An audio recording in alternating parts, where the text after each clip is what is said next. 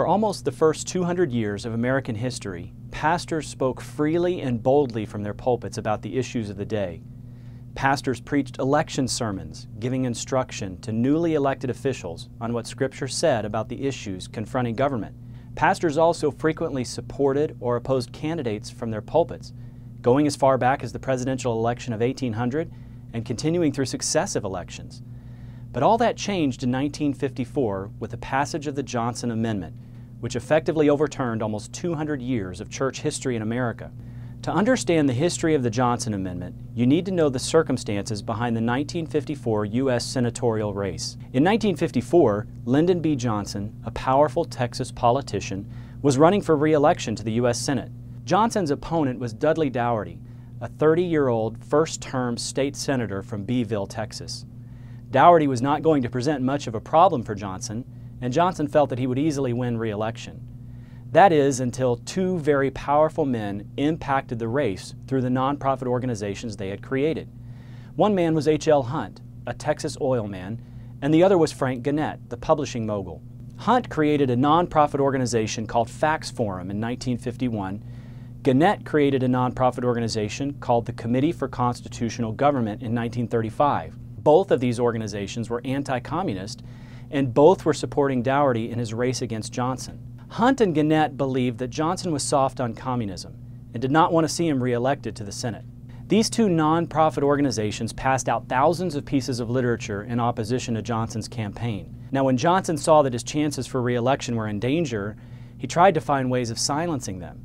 He inquired with the Texas Election Commission and even with the IRS whether these groups were violating any law. Johnson was told that these groups were not breaking any laws. In the midst of the campaign, he finally hit on an idea to muzzle these organizations who were opposing his chances for re-election. He showed up on the floor of the Senate on July 2, 1954, and offered an amendment to a pending tax overhaul bill. This was a massive bill to modernize the tax code.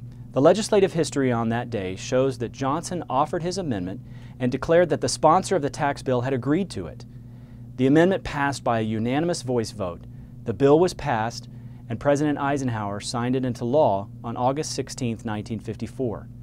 There were no committee hearings on the bill, no legislative analysis, and no attempt to understand the effect this bill might have on the constitutional right of churches and pastors. Johnson's chief aide at the time, a man named George Reedy, was interviewed many years after the fact and stated that Johnson never had churches in mind when he proposed this amendment. One scholar who studied this extensively concluded that the Johnson Amendment is not rooted in constitutional provisions for separation of church and state. Johnson was not trying to address any constitutional issue related to separation of church and state, and he did not offer the amendment because of anything that churches had done. Churches were not banned from endorsing candidates because they are religious organizations.